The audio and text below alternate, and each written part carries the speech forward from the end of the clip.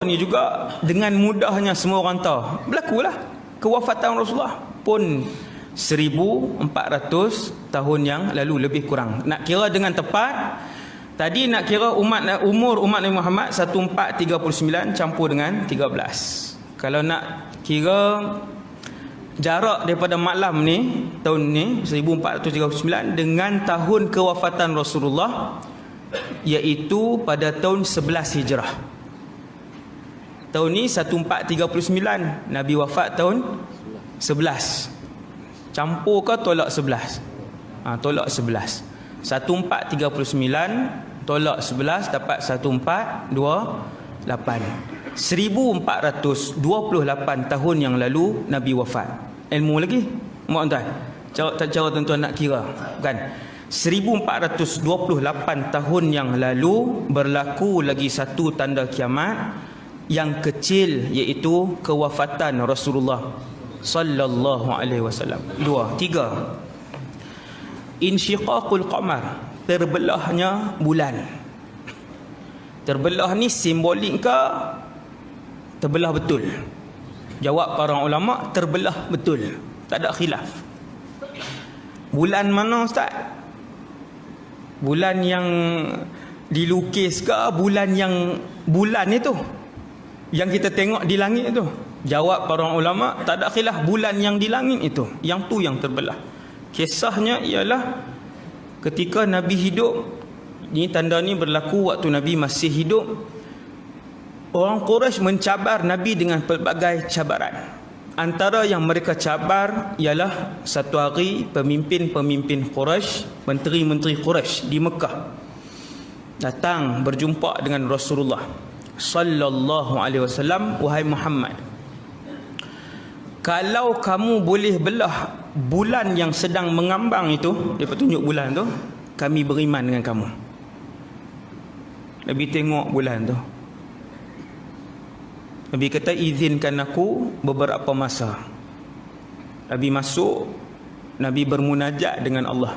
Ya Allah, pemimpin-pemimpin Quraisy minta, ya Allah, supaya bulan itu terbelah dua. Apakah kau mengizinkan ya Allah untuk bulan ini terbelah dua? Allah wahyukan kepada Nabi SAW, wahai Muhammad, sekalipun terbelah dua, mereka takkan beriman. Ya Allah, izinkan bulan itu dibelah dua dengan kekuasaanmu. Nabi minta juga, Allah izinkan. Nabi pun bagi tahu, adakah kalian akan beriman sekiranya bulan itu yang di atas tu terbelah dua? Mereka kata ya. Hak ni yang besar-besar ni, Abu Jahal apa semua ni. Nabi SAW pun masuk bermunajat kepada Allah. Allah arahkan bulan itu, bulan yang kita tengok sampai malam ni, bulan itulah dia pun terbahagi kepada dua, dan kemudian bulan itu pun turun. Dalam hadis yang sahih, separuh daripada bulan yang terbelah itu duduk di atas bukit Abi Qubais, dan separuh lagi berada di atas bukit Qu'ayqi'an, sehingga semua penduduk Mekah menyaksikan bulan itu. Bukan Mekah saja, penduduk Madinah pun menyaksikan keadaan itu.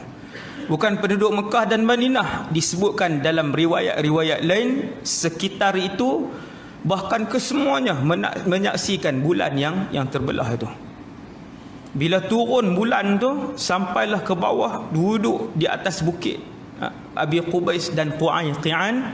Siapa yang pernah ke umrah ataupun akan ke umrah ingat kisah ni, tanya mutawif nanti, mana satu bukit Abi Qubais. Boleh duduk dekat Kaabah tu, boleh tengok kan, daripada situ boleh nampak mana satu bukit Qu'ayqi'an.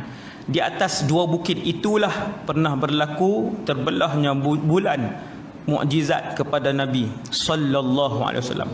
Setelah keseluruhan penduduk Mekah dan sekitar, orang-orang yang sekitar tanah semenanjung tanah Arab menyaksikan bulan itu terbelah dua, kerana doa dan munajat Nabi yang ketika itu muncul di kota Mekah, akhirnya Abu Jahal kata, saharana Muhammad telah menyihir kita. Dia kata sihir pula. Tak percaya juga. Sihir. Kemudian akhirnya bulan itu pun naik kembali dan mereka tidak beriman kepada Nabi sallallahu alaihi wasallam. Selesai. Itu yang ketiga. Kemudian yang keempat, berakhirnya generasi sahabat. Nabi sebutkan dalam satu hadis yang sahih riwayat Imam Muslim, wa ashabi amanatun li ummati, dan sahabat-sahabat aku juga amanah kepada umat aku. Fa idza dhahaba ashabi ata ummati ma yu'adun, apabila seluruh umat aku telah pun pergi, telah pun wafat, akan terjadi kepada umat aku perkara-perkara yang dijanjikan kepada mereka. Antara tanda bahawa kiamat sudah hampir, sahabat sudah habis, meninggal keseluruhan sahabat. Lama dah sahabat wafat ni, lama dah. Bilangan sahabat lebih kurang 140,000 orang. Lebih kurang 140,000 orang. Sebab sahabat ialah mereka yang melihat Rasulullah secara bertentang mata, hidup pada zaman itu, dan mereka Islam. Syarat untuk dapat gelaran sahabat. Pada haji wada yang Nabi kerjakan di akhir hayat Nabi berkhutbah di Arafah di hadapan lebih kurang 100,000 orang Islam. 100,000 tuan, ni baru 1,000, lebih kurang lah. Ini baru 1,000. Nabi berkhutbah yang khutbah Hajjatul Wada' tu, khutbah Hajjatul Wada' di Arafah di hadapan lebih kurang 100,000 orang Islam. Bila sebut 100,000 orang Islam, kesemuanya adalah sahabat. Kesemuanya melihat Rasulullah Islam dan hidup pada zaman Nabi sallallahu alaihi wasallam. Kesemua yang pernah menyaksikan Rasulullah wafat, dan sahabat yang paling akhir, ni maklumat sahabat yang paling akhir hidup adalah Abu Tufail Amir ibn Wathilah.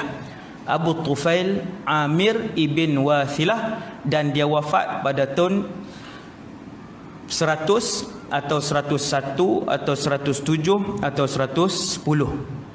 Banyaklah pendapat di kalangan para ulama, 100, 102, 107 atau 110. Tu pendapat. Dan kita malam ni 1439. Sahabat yang terakhir wafat pada tahun lebih kurang 100 Hijrah. Anda boleh tengok kan jarak dia. Jarak kita ni dengan pemergian keseluruhan sahabat daripada atas muka bumi Allah Subhanahu wa taala. Dan itu adalah generasi terbaik umat Nabi Muhammad. Kaedah dia, semakin jauh dengan zaman Rasulullah, maka semakin hilang jumlah iman dalam hati umat Nabi Muhammad, sehinggalah dekat dengan kiamat. Selepas Nabi Isa dah wafat, Ya'juj Ma'juj pun dah dibunuh, Dajjal pun dah mati, akan berlaku tanda-tanda kiamat besar yang lain tu, yang berbaki matahari, keluar dukhan, asap, binatang yang boleh bercakap, yang akan cop pada muka orang sama ada mukmin ataupun kafir. Waktu itu akan berbaki hanya manusia-manusia yang semakin jahat, yang berzina di tengah-tengah jalan raya sampai tak tahu malu dah, dan sehinggakan orang ketika itu menyebutkan Allah, Allah. Dan apabila anak cucu mereka bertanya, apakah itu Allah? Dia akan jawab, si ayah, si atuk tu akan jawab, kami pun tak tahu, kami pun hanya mendengar atuk dan nenek moyang kami menyebutkan perkataan itu. Yang ni kaedah tuan. Semakin jauh dengan zaman Rasulullah, makin nipis dan semakin hilang jumlah iman tersebut.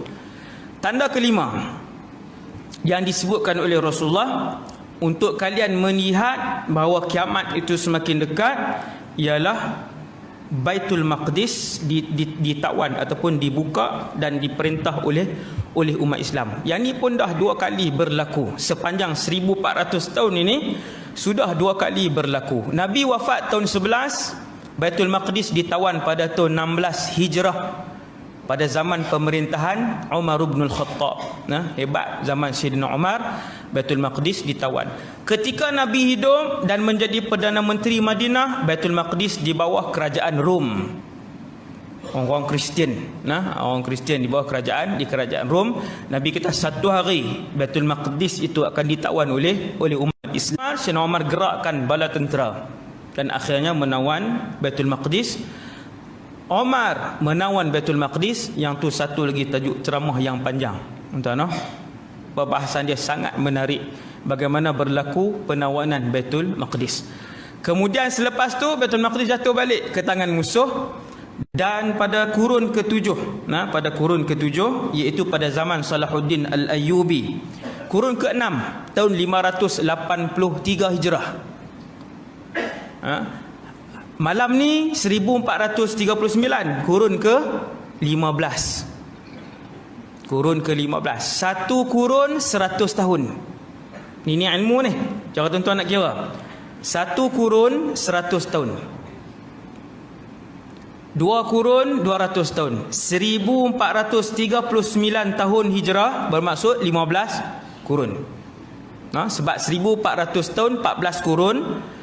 Dia bila lebih 1 tahun 1401 dia dah masuk kurun ke 15. Macam tu.